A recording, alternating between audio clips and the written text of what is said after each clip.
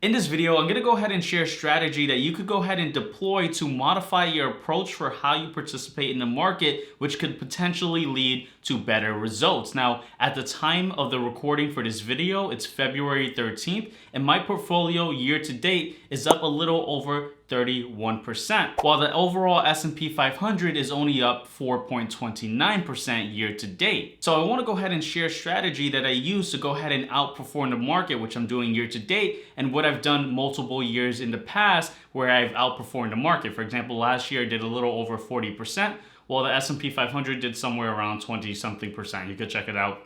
Look what the market did for 2024. But let's go ahead and hop into my laptop. This way I could go ahead and share this approach. Now, of course, there's a lot more nuance for how I go ahead and participate in the market, but this is just one aspect that I think a lot of people kind of disregard or overlook. And I want to go ahead and break that down for you. Alrighty, so we are officially in my laptop, and I want to go ahead and kind of just quickly delve into it. No fluff, just get straight into it. And the overall concept of this video is going to be centered around the theme of momentum and how to easily identify areas and pockets of the market where there's momentum. And so I want to go ahead and quickly just share this kind of quote that I thought of, and it's just saying, don't sleep on cash.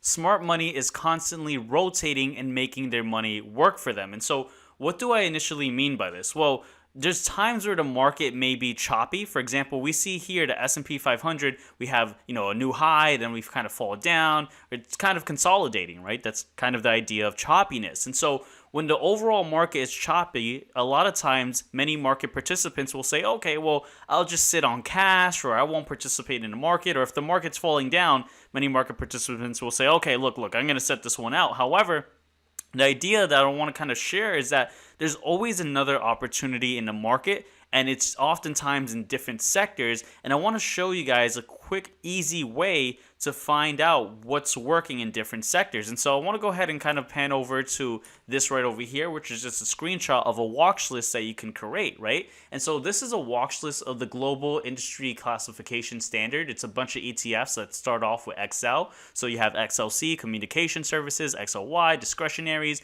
XLP, Consumer Staples, etc. Energy, Finance, Healthcare, Industrials, Material, Real Estate, Technology, and Utilities, okay? So we have a lot of different sectors.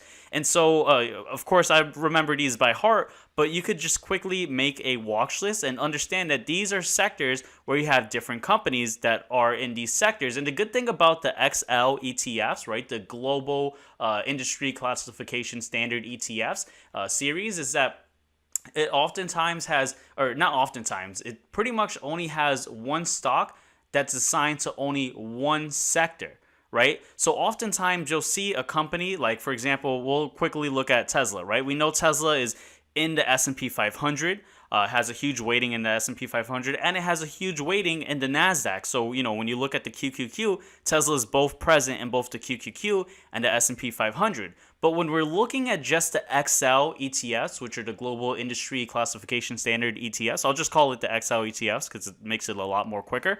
The good thing is that you have just one company in one sector, and that's it. So, for example, looking at Tesla again, it's in the consumer discretionary sector. So Tesla, although it's an auto company, it's a tech company, it's not going to be featured in the technology sector, right? Same thing with Amazon. Amazon, they have their, multiple different areas where they generate revenue, but for it's just going to be categorized in, consumer discretionaries. And so that's one of the benefits of the XL sectors. It's not having, stocks overlap where it's like, oh, one weighting of one company is kind of the same, weighting in another company and it's bleeding over. So it kind of just creates this definitive area where you could see multiple different sectors. And so what is it that I like to do when we have these different sectors? Well, one of the things I share within the Push and Profit private group, which by the way, you could check out the links in the description below. You could join the Push and Profit private group where I share my daily briefings, or you can check out my free weekly Market Pulse Insight. Again, it's completely free, but one of the things I share is, let's go ahead and pull it up here. Oops, clicked the wrong one. So I have here just a watch list. I call it sector market breadth, and I have market breadth in here because I like looking at RSP, which is S&P 500 equally weighted. That's a topic for a completely different story. But in here, I have the different sectors, right, from the XL ETFs. Remember, we're calling it XL ETFs just for the sake of making this a lot shorter, right? So right over here, we have the minerals. And so what I'll do oftentimes to see where I should go ahead and make new positions in, right? And this is a very simplified approach. Of course, like I said, my approach is a lot more nuanced. I like to involve fundamentals and technicals, but what I'll easily do, and you guys could follow along, this is probably the most important part of the video, I'll look for strength in the sector. So we are seeing strength in materials, but it's not at new all-time highs like what it was back in October, but we are seeing some strength, right? It has pushed up. Okay, we'll make a note of that. We're looking at XLY, okay, not that much strength. You'll look at technology, okay, technology has been a bit choppy. You'll look at, the staples, consumer staples, okay, lots of strength. Again, not new all-time highs. And you could go down the list. You'll do the same for financials. And then you'll see something like XLC, which is the communication sector, right? And so we see, oh, wow, look, lots of strength, and it's hitting new all-time highs. Okay, very interesting. Let's take a note of that. And then let's go ahead and look at some of the biggest companies here. So Meta, Google, let's look at Meta, Netflix, etc., right? So let's go to, let's see, we already have Netflix. Oh, wow, Netflix is new highs, right? So, of course, this is where you could easily identify strength. Netflix, what was the other one I mentioned? I believe I said Meta. Wow, look at that, Meta, new all-time highs. Now, of course, you want to be cautious where, you're entering. If you were to just see this now and you were like, oh, wow, Meta is new all-time highs. Yes, when you hit new all-time highs, you tend to see strength continue in its momentum, but you also want to be cautious that you're not entering into the tail end of the momentum. So you kind of want to identify this trend a little bit earlier. So let's go back into, this was an XLC. So we'll just type in XLC. Let's go back here. And you want to kind of look at the strength kind of around over here where you saw it hit new all-time highs. And of course, as always, for any approach, you want to have some proper risk management in place, right? So, for example, let's say I'm in a position, right? Let's look at like Costco, right? Because that's a position I was recently looking at. A position I'm currently in at the time of this video, re-entered in Costco. So Costco, for example, let's say I bought in over here and it's up. What I like to do often is just follow it with a trailing stop loss so that as the stock goes up, if it eventually falls down, it locks in profits. And so that's, one approach. And of course, like I said, a lot of nuance. It's not just looking at the different sectors and looking for strength. Of course, like I said, I deploy multiple different data points, macroeconomics, fundamentals, right, technicals, etc. A lot of different layers to synthesize together. But from the core basis of how I find a bunch of stocks to look for, I look for sectors that are showing strength. Okay, and so that's kind of like the main concept of this video. Now, momentum, participation, investing, trading, right?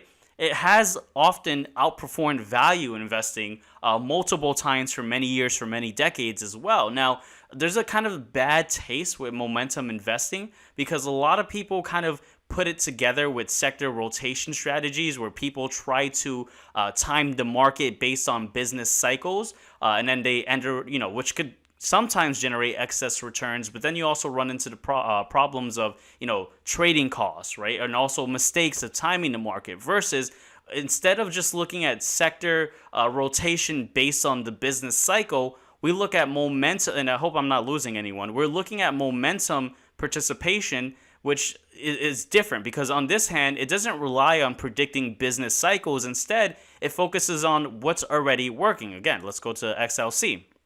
When XLC was around over here, which was already at new all-time highs, it's showing us this is already what's working. And so it allows market participants to stay in strong performing stocks or industries as long as they continue to show strength, and you, of course, have your risk management put in place. And so since momentum strategies focus on sustained trends rather than frequent sector switching, it helps you avoid many of the transaction costs and timing errors that could help or pretty much hurt, rather, traditional rotation strategies. And so that's something I kind of wanted to share. Now, again, like I said, there's so many different data points that I look at in terms of whether I want to enter into a position. Because, again, looking at XLC, just because XLC is up, it doesn't mean that every single name in XLC is doing well, right? For example, let's go to this list.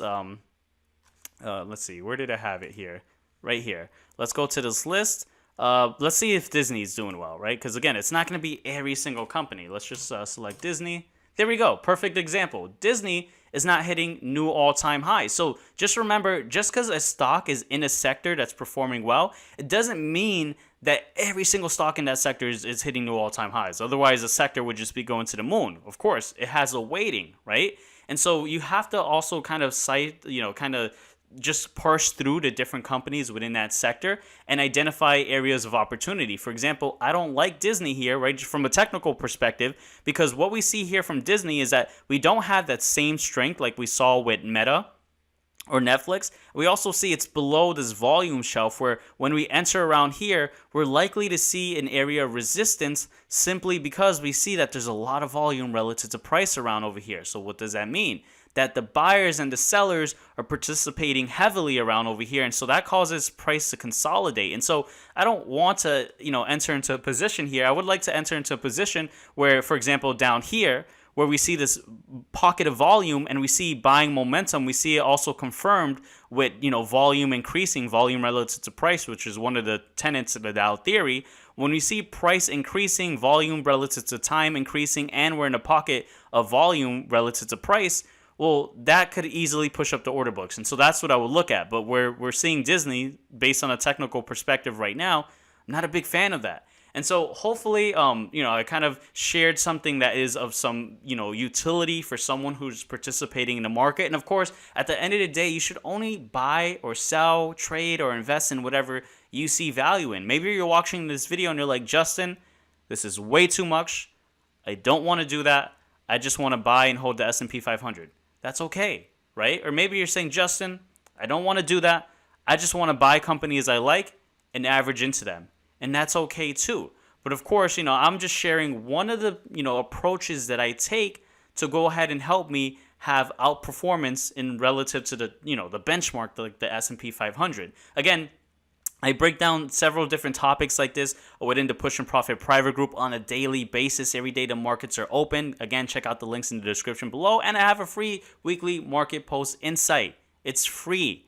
Definitely check that out in the link in the description below. Don't waste a free resource like that when you could easily just have it for free. And with that said, if you guys enjoyed this video, make sure to hit the like button. This is not going to be a great video for the algorithm, so anything helps. And then also, if you could check out this video over here where I break down line charts, right? The significance of line charts. And I'll see you guys on that next video. Take care, guys.